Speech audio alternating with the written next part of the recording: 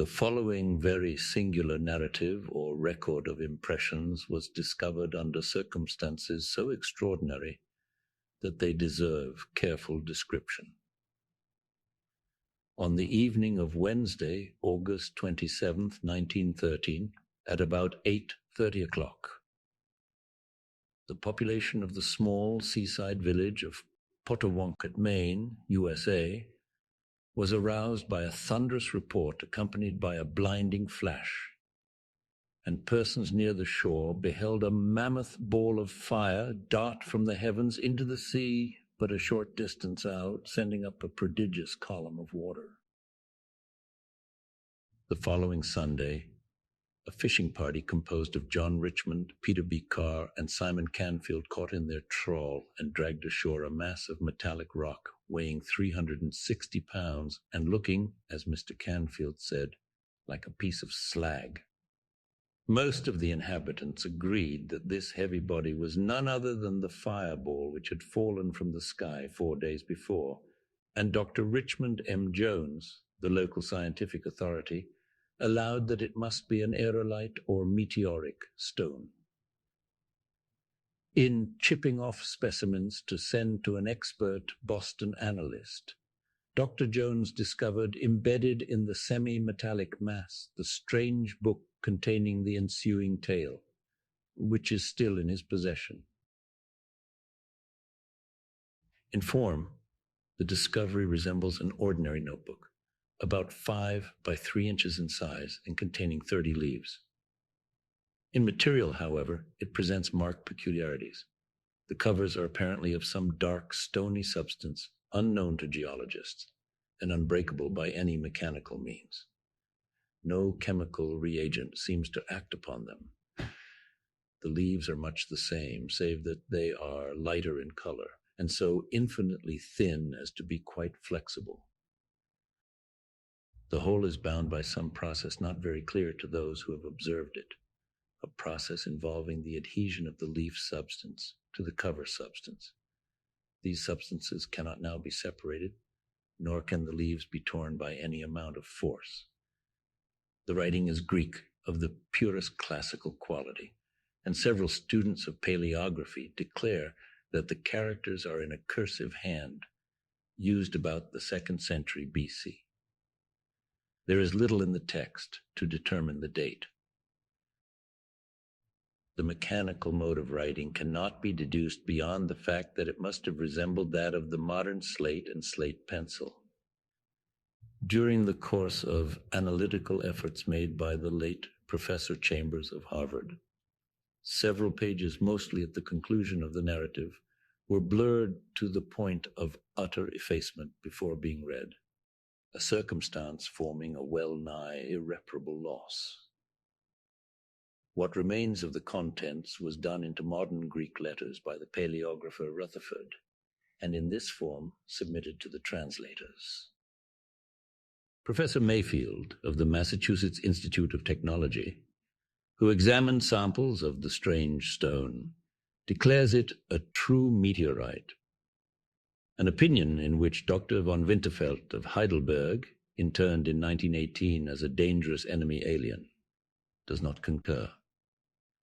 Professor Bradley of Columbia College adopts a less dogmatic ground, pointing out that certain utterly unknown ingredients are present in large quantities and warning that no classification is as yet possible. The presence, nature, and message of the strange book form so momentous a problem that no explanation can even be attempted. The text, as far as preserved, is here rendered as literally as our language permits, in the hope that some reader may eventually hit upon an interpretation and solve one of the greatest scientific mysteries of recent years. The story in the book. It was a narrow place, and I was alone. On one side, beyond a margin of vivid, waving green, was the sea, blue, bright, and billowy, and sending up vaporous exhalations which intoxicated me. So profuse indeed were these exhalations that they gave me an odd impression of a coalescence of sea and sky, for the heavens were likewise bright and blue. On the other side was the forest, ancient, almost as the sea itself, and stretching infinitely inland. It was very dark, for the trees were grotesquely huge and luxuriant, and incredibly numerous. Their giant trunks were of a horrible green, which blended weirdly with the narrow green tract whereon I stood. At some distance away on either side of me, the strange forest extended down to the water's edge, obliterating the shoreline and completely hemming in the narrow tract.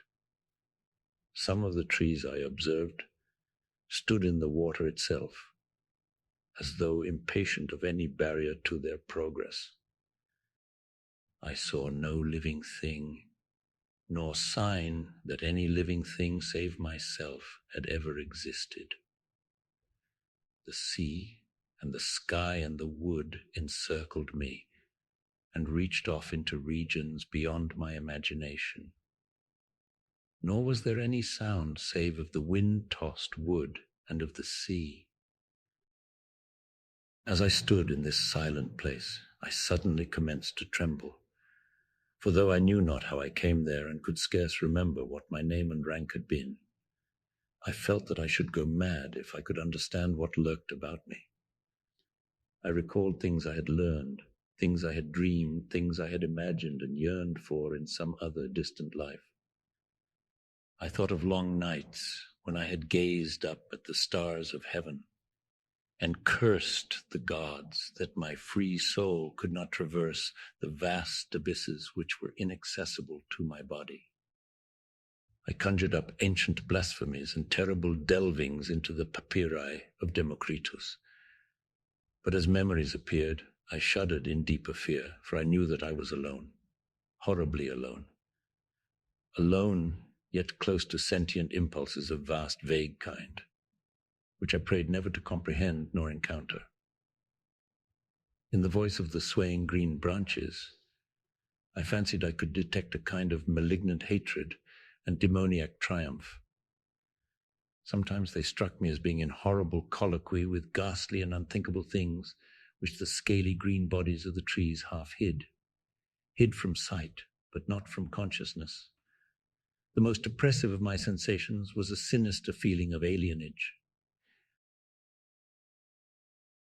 Though I saw about me objects which I could name, trees, grass, sea, and sky, I felt that their relation to me was not the same as that of the trees, grass, sea, and sky I knew in another and dimly remembered life. The nature of the difference I could not tell, yet I shook in stark fright as it impressed itself upon me. And then, in a spot where I had before discerned nothing but the misty sea, I beheld the Green Meadow, separated from me by a vast expanse of blue rippling water with sun-tipped wavelets, yet strangely near. Often I would peep fearfully over my right shoulder at the trees, but I preferred to look at the Green Meadow, which affected me oddly. It was while my eyes were fixed upon this singular tract that I first felt the ground in motion beneath me, beginning with a kind of throbbing agitation which held a fiendish suggestion of conscious action. The bit of bank on which I stood detached itself from the grassy shore and commenced to float away, borne slowly onward, as if by some current of resistless force. I did not move, astonished and startled as I was by the unprecedented phenomenon, but stood rigidly still until a wide lane of water yawned betwixt me and the land of trees. Then I sat down in a sort of daze, and again looked at the sun-tipped water and the Green Meadow. Behind me, the trees and the things they may have been hiding seemed to radiate infinite menace. This I knew without turning to view them, for as I grew more used to the scene, I became less and less dependent upon the five senses that once had been my sole reliance. I knew the green scaly forest hated me, yet now I was safe from it, for my bit of bank had drifted far from the shore. But though one peril was past, Another loomed up before me. Pieces of earth were constantly crumbling from the floating isle which held me, so that death could not be far distant in any event. Yet even then I seemed to sense that death would be death to me no more, for I turned again to watch the Green Meadow, imbued with a curious feeling of security, in strange contrast to my general horror. Then it was that I heard, at a distance immeasurable, the sound of falling water, not that of any trivial cascade such as I had known, but that which might be heard in the far Scythian lands if all the Mediterranean were poured down an unfathomable abyss. It was toward this sound that my shrinking island was drifting, yet I was content. Far in the rear were happening weird and terrible things, things which I turned to view, yet shivered to behold.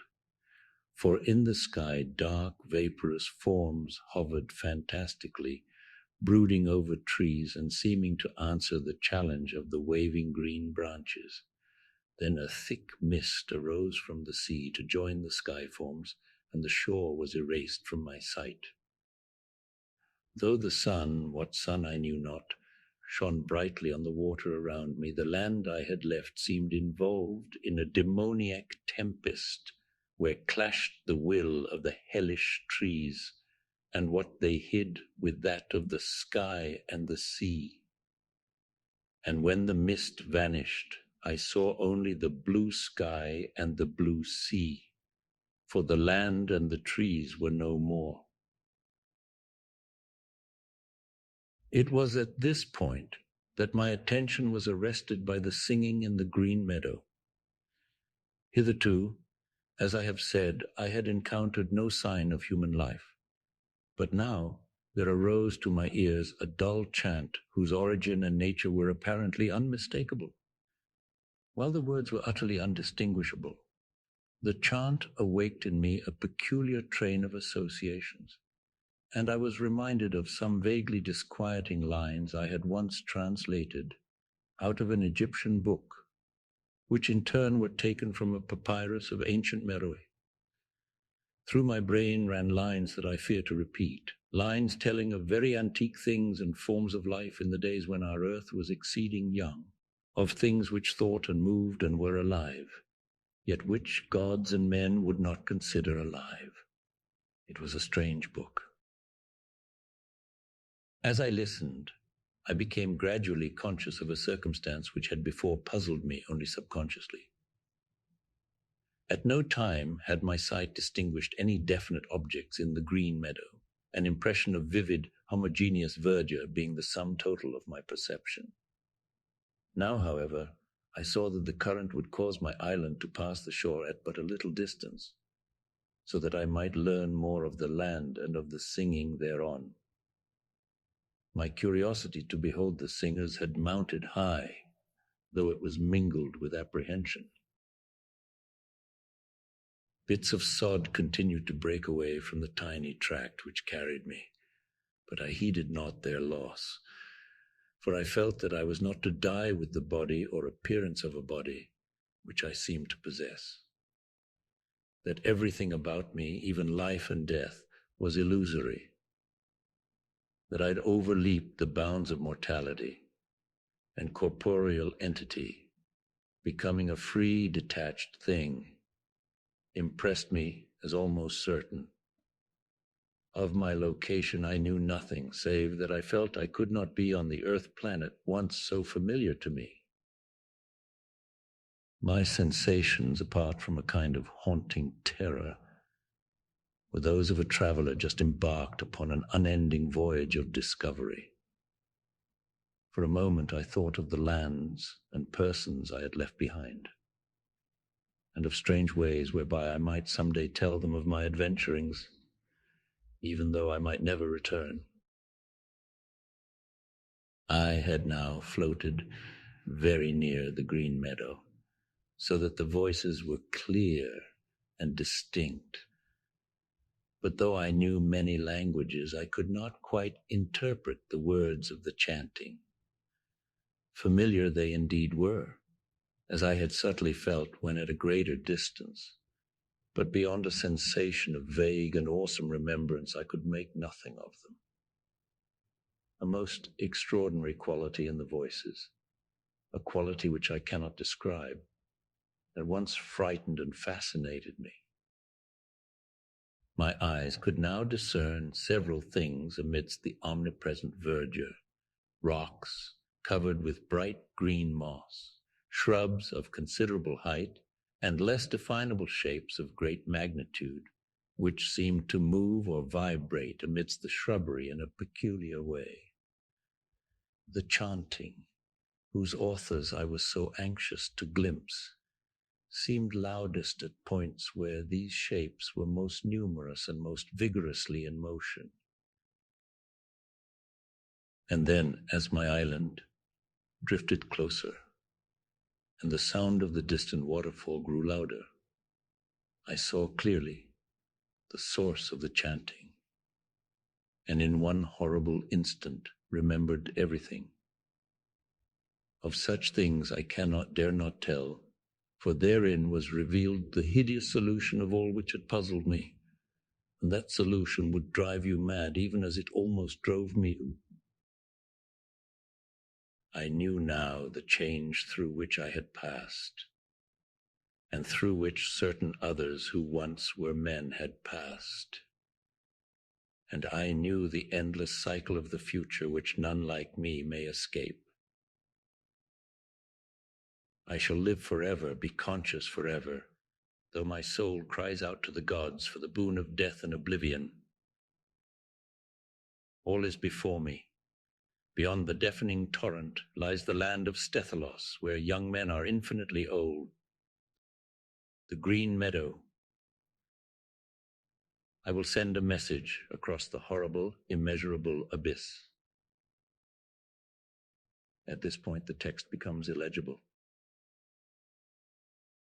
We hope you have enjoyed this rendition of H.P. Lovecraft's The Green Meadow. Please consider liking, subscribing, and also hitting the notification bell for the latest audiobook upload. Thank you for listening.